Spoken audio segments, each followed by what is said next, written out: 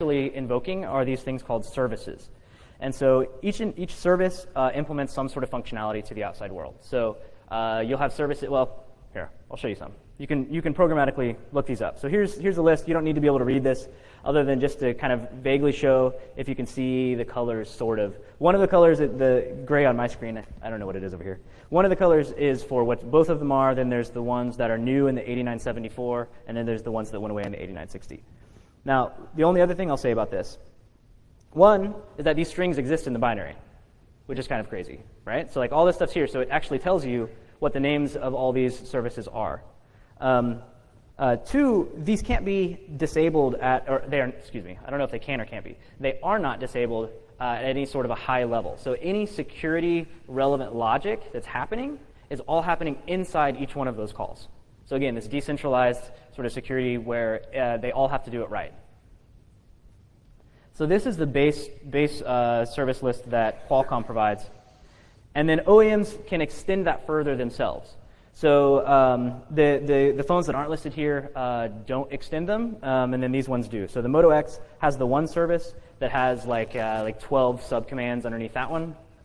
The Xperia Z is the same thing. It's got the S1 command, and then it has a number of ones underneath it. And then there's the HTC one that has these large, crazy ones. And so I'll point this out. You can't see it on here, but we'll talk about it a bit later. But the HTC one is what we ended up deciding to really focus on for this talk, because as we were looking at these service names, there's stuff that just jumps out at that you really have to go look at, right? Like OEM read memory, write memory, mem copy, like stuff like you're like, really? That's amazing. Let's go find out how that works. And so to top all of that stuff off, right? It's basically one big box. And then you're stuffing code from Qualcomm, Discretix, every OEM, Netflix, whoever, inside that same box. And if any of them mess up, right, the whole thing falls over. And that's a crazy requirement, right? I mean, think about conceptually, or like at design level, why you wouldn't want it to be implemented that way. Where if somebody screws up decompression of a video stream and during decryption, suddenly that means that like your boot chain validity is no longer, you can't count on that? Like that's crazy, right? Like those things should not be impacting each other. So models for access to or denying access to service availability, things like that, and memory accesses themselves, those security models are fragile. They're decentralized. They're done in lots of different ways. And the way that they're implemented on disk makes them even more fragile. And we'll talk about that in a little bit as we go through the exploitation example.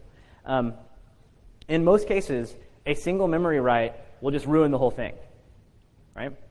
And you combine that with the fact that the architecture is designed in such a way that it produces memory write vulns, right? Like you have this terrible scenario where you are incredibly vulnerable to a particular type of vuln, and then because of how it has to work, that vuln is going to be prevalent.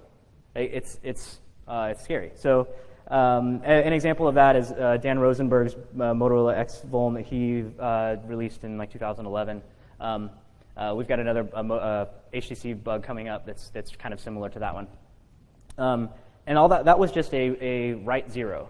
So he had the ability to write zero. He used that in the blog post and in the unlock or whatever that was part of that to unset a global variable that basically influenced the logic on whether or not you could unlock your phone or not. So he unset this variable and then called the unlock, and it said, hey, is this variable set? It said no, and it said cool, and it unlocked it. There were a lot of other things you could do with that same bug, obviously. And so we'll talk through some of that here as well. So I've talked about sort of the architecture of how does security models work internal once you get in there, what's the interface look like, how do you talk to it from outside, and now Charles is going to take over and talk about how we actually attack this stuff. Okay, thanks Nathan. So I'm going to go into some of the fuzzing that we did against Trust Zone, and as well as the exploit that we put together for the HTC XL. And along the way, I'm going to go down some of the avenues where we made mistakes, and so learning opportunities, and try to impart those so you kind of get a little thought into the thought process. So if you're ever looking at Trust Zone yourself, you're not going to do some of the silly things that we did. So that big eyesore chart that Nathan had up here before that had all those function names, he mentioned that those strings were inside TrustZone, and it's a little bit worse than that. But I'm glad they were, because otherwise figuring out what everything did would have been a big pain. So thank you, Qualcomm and all the OEMs, but probably shouldn't do that. So there's this big table inside TrustZone that says, here's an SCM ID, and these IDs are the ways that you address. So when you want to make an SCM call, you have to have that ID, and with that ID, you can make that invocation. So you have an ID, 801, but you also have all this other information, including the name of the function, a pointer to where the function is actually implemented in memory, and you also have information about what the function returns. So there's a flag that says this is a function that's just going to return a status code. You have a function that says, oh, this is going to return a memory buffer. So that's really helpful with fuzzing, so you know what you're going to get back. Also helpful with fuzzing is there's information that says this function takes in 2 parameters. No, that's better. I don't have to figure that out myself. Worse yet, this function takes in 2 parameters. The first parameter is of size 4, and the second parameter is also of size 4. So now you have like a really good profile of what this function does, as well as how to invoke it, so you can really target your fuzzer towards it. And one of the tricks that I learned when you're loading these things in IDA, this table really jumps out at you. You're scrolling through, you see this table.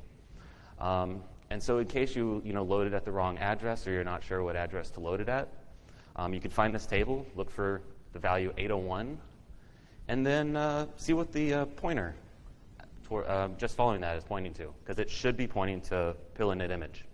If it's not, find pill-init image string, rebase by the difference from where it's pointing to and where the string actually is, and you're good to go. So this is the architecture for the fuzzer that we implemented. It has 2 components, a user space component that communicates over an octal interface to a kernel module that we developed. So the reason for this is obvious. The kernel module is the only one that's allowed to speak to TrustZone, but we want to interact with it from the user land because it's just easier. So the cool thing about this is the way the fuzzer works is the first thing it does is it asks the kernel module to say, hey, what APIs do you support? And the kernel module is like, I don't know what APIs I support, but lucky enough for us, TrustZone does. So we actually asked TrustZone for what service calls can we make? And TrustZone is nice and generous, and it gives back a big list of everything that it supports, which is great for us. So we can not have to try to fuzz interfaces that aren't even there. So once we have those, the fuzzer can then take that service ID that we know is inside TrustZone. We can merge that with that metadata from the number of parameters and the size of parameters, and really kind of have a nice targeted fuzzing for TrustZone. So that did lead to a few problems, like inevitably you're dealing with a fuzzer, and there's a couple issues. It's probably not too uncommon. I mean, we've all been in those situations where you're fuzzing some sort of black box. You don't have access to a debugger, and same for TrustZone. It's very difficult to debug what's going on. So you really want some like if you're trying to trigger a write vulnerability, since that's more than likely what's going to occur, you want to write to an address that you can read back. And if the value changes over the course of that call, there's a good chance that you might have a write vulnerability there. But again, that's hard to do, and there's some fallacies in that logic that I'm going to go to a little bit later. So you end up having to do a lot of static reversing. But it's not too terribly hard because just the nature of the beast, all the data is user provided. So you're not dealing with this complex, oh, this plus this from this register loaded over here is what I actually control. It's very straightforward to go after. One of the other nice features, if you compile your own kernel, there's a tz log variable that you can flip on, and then you can get the log messages from TrustZone. Unfortunately, there's not a lot of great log messages there, so mileage may vary. But perhaps the most useful thing when you're fuzzing this interface is the return values, because the way that TrustZone is implemented, if it fails, it's going to return -4 or -17 or -18. And this is pretty fantastic because it's not going to return -4 from a dozen different places, it's -4 from one place, -17 from one place. So it's very easy to trace the code to see how deep you got if you're near the code that you think you might have found a vulnerability. But this is the real gotcha when you're fuzzing trust zone. A crash does not necessarily mean that there's a write vulnerability or there's a security vulnerability there. Just the nature of the way that trust zone is architected, you're passing memory addresses back and forth. And so if there's a 4-byte parameter, you might pass a memory address and it might expect a command ID. Might work, might not. But if it's expecting an address and you pass a command ID, you're going to trigger maybe an invalid write to that address. But unfortunately, that address isn't in secure memory because you passed maybe 1 instead of a real address. So there's this kind of fallacy. It's like trust zone actually has a lot of checks in there that says, I'm okay to write anywhere so long as it's not this very narrow range. So just because you can make some code write to some place that you control doesn't necessarily mean that you have a vulnerability within trust zone. But the cool thing about the fuzzer is it crashes trust zone a lot, like constantly. It actually is maybe the most crashable fuzzing interface that I've ever seen in my life. But again, not to beat on Qualcomm for this, because you're passing memory addresses back and forth, so any API that does that is likely going to crash. But this makes it really annoying for fuzzing, because you get so many results. It's not a great tool to really figure out where vulnerabilities might be. And kind of another gotcha, I'm going to go with a bit more detail, but one of the techniques that I did to see if the memory write was there was I allocated an address in kernel memory. I passed that to trust zone, and trust zone wrote that value. And so you're like, okay, cool, I have a write vulnerability. Again, because of those memory checks that trust zone does to see if it's insecure versus secure memory, you can actually rely on that being a real vulnerability. All right, so now the fun stuff. I'm going to talk about the vulnerability that we found and basically taking it to a fully functioning exploit for the HTC devices. And again, I'm going to apologize for the people in the back. There's a lot of text from Ida here. You are welcome to come up and take all these empty seats up here. Feel free. So let's get into it. So what I really wanted to present, we had this big list of functions inside the HTC device, including memcopy. Awesome. It may have been naive, but I really wanted to walk up here and say, well, HTC implemented memcopy, and so I used it in own trust zone. Didn't really work out that way, but I wanted that to be. So shit. So HTC actually does this nice thing that you don't really see anywhere else in trust zone, that once a service is no longer going to be used, they'll disable it. And the way that they disable it is there's this global bit mask that's initially set to all ones. And when you want to disable a service, you take the ID associated with the service you want to disable. So the ID here for memcopy is 20. And you flip the 20th bit in that bit mask to 0. And now you can no longer use the service. But this is our challenge now. Now there's a bit mask inside a trust zone memory that if we can somehow write Fs to it, or honestly, if we can write a 1 to the bit location for a really useful function, we might have something. So that's the challenge that we're going to start working through here. So let's glancing around in trust zone. We find this OEM discredix function. And there may be a vulnerability here. Give you a few seconds to find it. All right, you should have found it because I gave you 5 seconds. And probably on the 5th line, you may notice that they're doing something not so great. It's even worse if you realize that all of those parameters are attacker controlled. Yeah. And for all of you that kind of a little curious and didn't go, you provide any address you want, secure memory, insecure memory, anything. And for that address plus 16, it writes the value from a global flag there.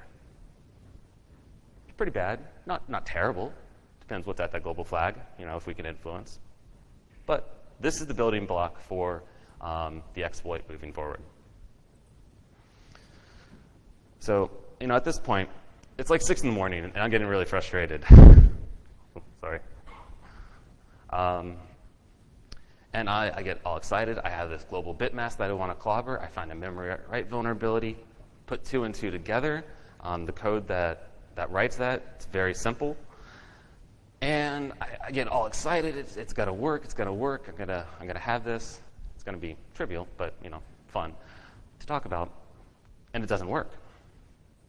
So not only did I not enable memcopy, what happens to be at that flag is 0. So I actually ended up disabling every HTC service, including the one that I was using to exploit trust zone. So I got kind of pissed and went to sleep. But we later verified that that flag actually always has the value of 0, and we can't really influence it. So you can pretty much imagine that that write vulnerability is a write 0 to any address that we want. OK. So then we have this function, OEM access item. And presumably, this is used to expose information that's stored in trust zone, but in a limited capacity back to kernel space.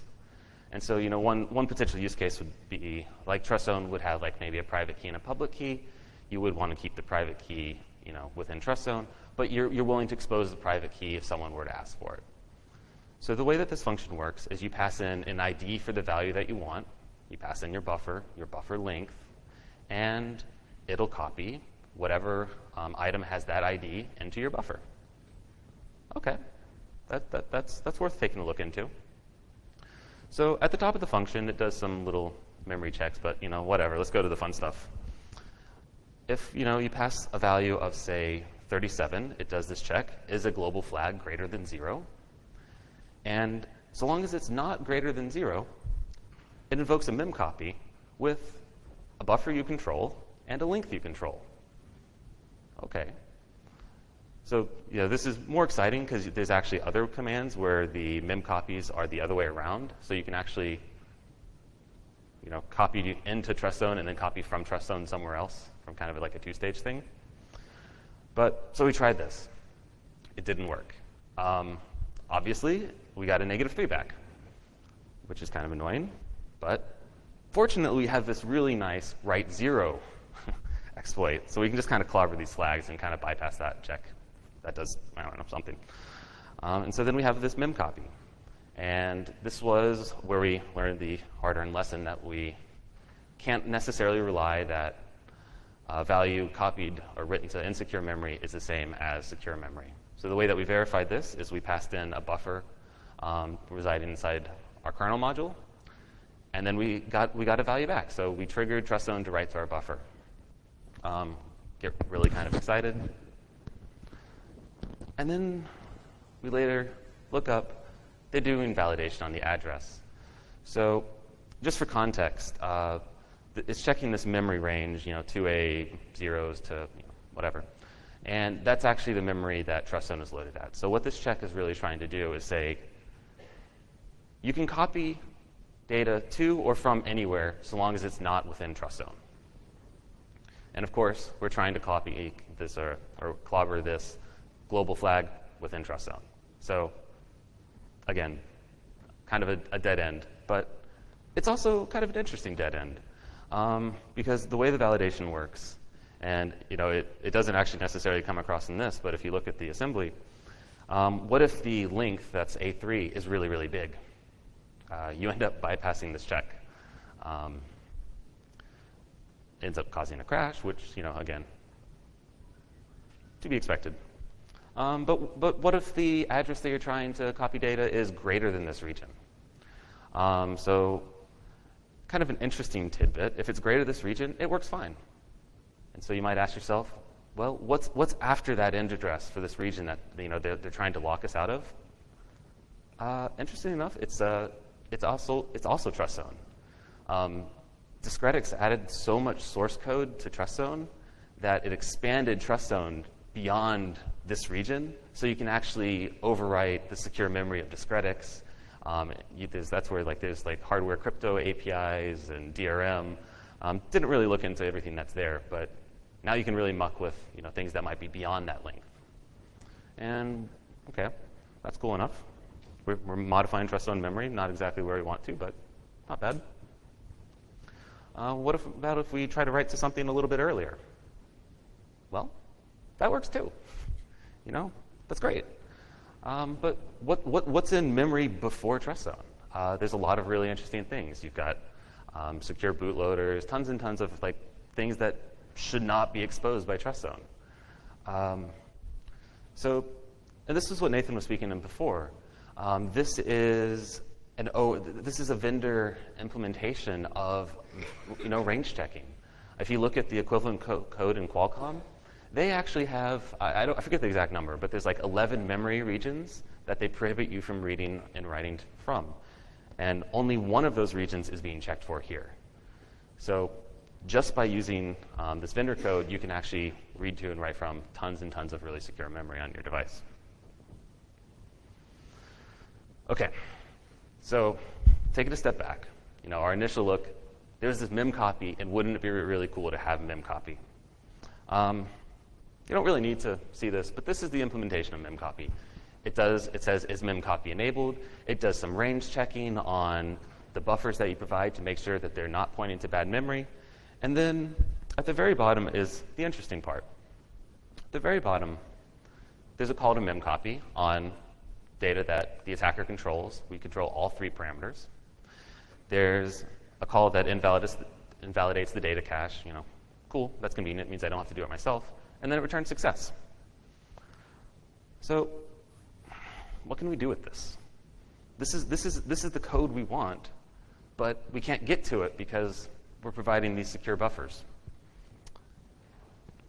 And it's at this moment that Nathan and I just kind of stared at ourselves and we're idiots. A quick assembly 101 for people who aren't too familiar with ARM and Thumb. In Thumb, zeros compile to this move instruction, which is a NOP. And in ARM mode, it compiles to this AND EQ instruction, which is also a NOP. So if you have read-write executable memory, and you can write a 0, you can actually write NOPs and bypass bounds checking, error handling, really anything. So now knowing that, let's look at the assembly for the mem copy. We enter the function, pushes some registers, everything we control, and in that little middle section, that's where it did all the validation. At the end of that, it calls mem copy, validates our cache, returns success. So the obvious thing to do, since again, this is trust zone. It's dealing with physical memory. There's no depth. There's no ASLR. What we do is you just take everything in that middle and you NOP it out. Should have thought of that before, but we've been in this we need to ROP with this. There's you don't think about it anymore, but it's obvious, blatantly obvious, and easy. And you look at exploit code, and it's sometimes hard to follow. But here's the code that exploits trust zone, and this code sets that global bit flag that was initially that had mem copy disabled. It sets it to Fs, and this was just kind of a matter of pride because I wanted to get the damn thing to F, but we didn't need to because we have mem copy, and mem copy can read and write all secure memory. So did we really need to do this? No, but it's an example, right? So this is inside of the kernel driver, and it allocates a buffer. It sets that buffer to all Fs, so that's going to be what we're going to copy over that bit mask to enable everything. And then it just writes 0 all over all the error checking. So it NOPs all of the error checking for mem copy. And now that we've kind of neutered mem copy, we call the service. We call the mem copy trust zone because we know its ID. We give it the address of where that global bit mask is. We give it the address of our buffer of all Fs. We say copy 4 bytes of Fs. And everything is unlocked. So there's the exploit. That's cool. Okay. Let's put this in context. We have a secure platform. This is something we should trust. This shouldn't be brittle. This should be pretty foolproof. It should take a concerted effort, a large amount of time to own this thing. And it just boggles my mind. What vulnerability did we have? We have a really crappy, shitty write 0 to some address. And using only that, we're able to read any secure memory address, any insecure memory address. We can write any secure memory, write any insecure memory address. We have these terrible primitives. And then using that, you might have noticed we wrote knobs. We're writing executable code into trust zone.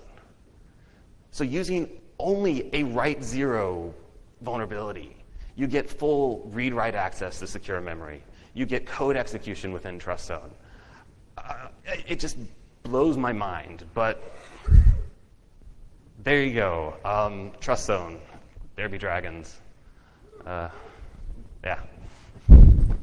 Thanks.